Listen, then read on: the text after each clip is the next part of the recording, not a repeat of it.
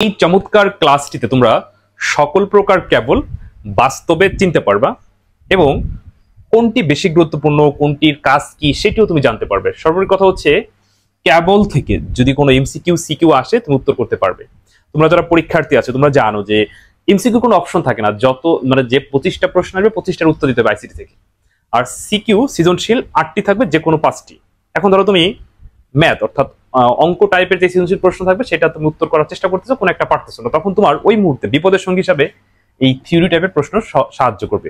তো সেক্ষেত্রে আমার এই কথাবার্তাগুলো শুনলে আমার মনে হয় যে এই কেবল থেকে যদি কোনো প্রশ্ন আসে তুমি অবশ্যই লিখতে পারবা। তো ঠিক আছে, একটু মনোযোগ সহকারে ক্লাসটি করো। আর যারা পরীক্ষার্থী আছো তারা আমার এই হোয়াটসঅ্যাপ নাম্বার SMS দিয়ে একদম শেষ মুহূর্তে সাজানো গোছানো মানে ক্লাস সহ সাজেশন সংগ্রহ করতে পারবো সামান্য সম্মানী বিনিময়ে।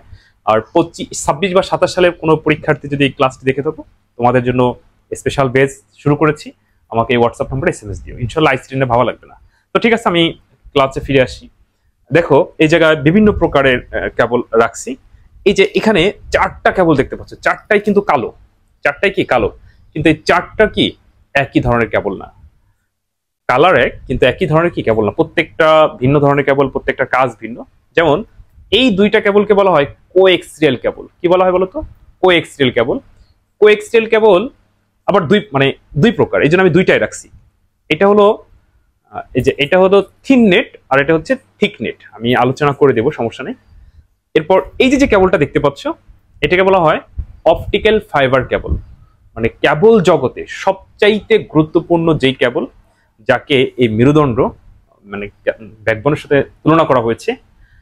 এই অপটিক্যাল ফাইবার কেবল হাজার হাজার কাচের তন্তু দ্বারা তৈরি, চুলের মতো চিকন। দেখছো কি চিকন দেখা যায়? এখানে কয়টা আছে দেখো তো, 1 2 ক্যামেরায় দেখা যায় 3 4।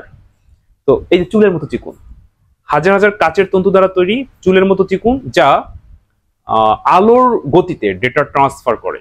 আলোর গতি বোঝো, মানে তুমি একটা সুইচ অন করার সাথে সাথে লাইটটা জ্বলে ওঠে, তাই না? মানে বিদ্যুৎ পৌঁছায় যায়। তো ঠিক ওই গতিতে এই অপটিক্যাল ফাইবার কেবল তথ্য আদান প্রদান করে, যার কোনো রিপিটার প্রয়োজন হয় না। তুমি যত কিলোমিটার পর্যন্ত তথ্য আদান প্রদান করো না কেন, এই তারটা ব্যবহার করলে কোনো রিপিটার প্রয়োজন হয় না। আবার এই কোএক্সিয়াল কেবলে কিন্তু 100 মিটার পর পর রিপিটার প্রয়োজন হয়। 100 মিটার মানে ধরো 200 ওয়াট, এই মানে একটা বিদ্যুতের খুঁটি থেকে আর একটা বিদ্যুতের খুঁটি, এর বাইরে কিন্তু তথ্য নিতে পারবে না। ওইখানে মেশিন বসাইতে হবে, ওই মেশিন থেকে আবার তথ্য টেনে আবার নিতে পারবে। তাহলে সেই হিসাবে এটা সবচেয়ে গুরুত্বপূর্ণ এবং কি আলোর গতিতে ডেটা ট্রান্সফার করা যায় দ্রুত। আচ্ছা, আমি সবই আলোচনা করে দেবো আরো বিস্তারিত।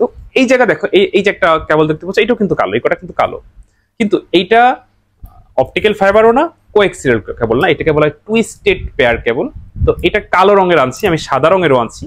তো টুইস্টেড পেয়ার কেবল বিভিন্ন রঙের হতে পারে, তবে কমন রং হচ্ছে সাদা। এখন বিভিন্ন কোম্পানি বিভিন্ন রঙের বানাচ্ছে। তো এই টুইস্টেড কেবলের বৈশিষ্ট্য হচ্ছে এটা জোড়ায় জোড়ায় থাকে। কি থাকে বলো তো? জোড়ায় জোড়ায়। তো এখানে চার জোড়া থাকে, সাধারণত 4 জোড়া থাকে। এই যে এক জোড়া দেখা যায়, এই যে এক জোড়া, এই যে এক জোড়া, এই যে এক জোড়া। ওকে, আচ্ছা। তো এবার অপটিক্যাল ফাইবার কেবল নিয়ে একটু কথা বলি। এটা কিন্তু তুমি মানে মন চাইলে হাত দিয়ে জোড়া দিতে পারবে না, এটা জোড়া দিতে কিন্তু মেশিন লাগে। তোমরা দেখবা ওই যে ডিশ লাইনের যারা কাজ করে টিভি সংযোগে, তাদের মাঝে মাঝে ঘাড়ে একটা হলুদ রঙের বক্স থাকে, মানে বেগালা বক্স। ওইটার মাধ্যমে মেশিন থাকে, ওই মেশিনে এই তারগুলো জোড়া দিতে হয়। বা যারা যে ওয়াইফাই লাইনে কাজ করে, তো এটা জোড়া দিতেও কিন্তু টাকা লাগে, কারণ ওই মেশিনটা কিন্তু অনেক দামি। প্রায় তোমার এখন জানি না কত, আগে প্রায় 1-1.5 লাখ টাকা দাম ছিল। মানে এই তারটা হাত দিয়ে জোড়া দেওয়া যায় না, কাঁচের তন্তু দ্বারা তৈরি, তো তুমি হাত দিয়ে এরকম দিলে একদম গুঁড়ো হয়ে যায়। আর ভিতরে এক ধরনের জেল দেওয়া থাকে, যে হাতে বাঁধতেছে এক ধরনের জেল। এই জেলের কারণে এটা যুগ যুগ থাকবে, কিন্তু নষ্ট হয় না। যদি এই জেলটা দেওয়া না থাকতো তাহলে এই তারটা ভঙ্গুর হয়ে যেত, মানে হঠাৎ করে ভেঙে গেছে, লাইন কি সংযোগ বিচ্ছিন্ন হয়ে যেত। কিন্তু এটা ভিতরে এমন এক প্রকার জেল দেওয়া থাকে যে হাতে বাঁধতেছে, যে এই জেলের কারণে এটা কি এরকমই থাকে, ভালো থাকে আর কি। আচ্ছা, তো বাসা বাড়িতে সংযোগের জন্য এটা উপযোগী না। বাসা বাড়িতে সংযোগের জন্য হচ্ছে এই কোএক্সিয়াল উপযোগী, কারণ এটা ফ্লেক্সিবল, মানে বাঁকানো যায়, সহজে জোড়া দেওয়া যায়, হাত দিয়ে জোড়া দেওয়া যায়। আর এটা কিন্তু অত ফ্লেক্সিবল না, মানে সহজে বাঁকানো যাবে না, তারপরে সহজে জোড়া দেওয়া যাবে না। এটা হলো মেইন লাইনে, মানে ধরো এখান থেকে অনেক দূর দূর তথ্য আদান প্রদানের সময় এটা ব্যবহৃত হবে। বিদ্যুতের খুঁটি থেকে যখন সার্ভিস লাইন তোমার বাসা বাড়িতে সংযোগ দেওয়া হবে, তখন এই তারগুলো বেছে নিবে। এই তার আবার 2টা প্রকার, দেখছো? তাহলে কোএক্সিয়াল কেবলে কয়টা অংশ থাকে? কোএক্সিয়াল কেবল হলো 4টা অংশ থাকে। প্রথমে প্লাস্টিক জ্যাকেট, তারপরে তামার তারের জালি, এরপরে বিদ্যুৎ অপরিবাহী অংশ, যে এটা হলো বিদ্যুৎ অপরিবাহী অংশ, মানে এই মেইন যে তারটা কেন্দ্রীয় তার, এই কেন্দ্রীয় এই তামার তারের এটার সাথে যেন এটা মিশে না যায়। এইটাও কিন্তু 4টা অংশ, এটাও কোএক্সিয়াল কেবল।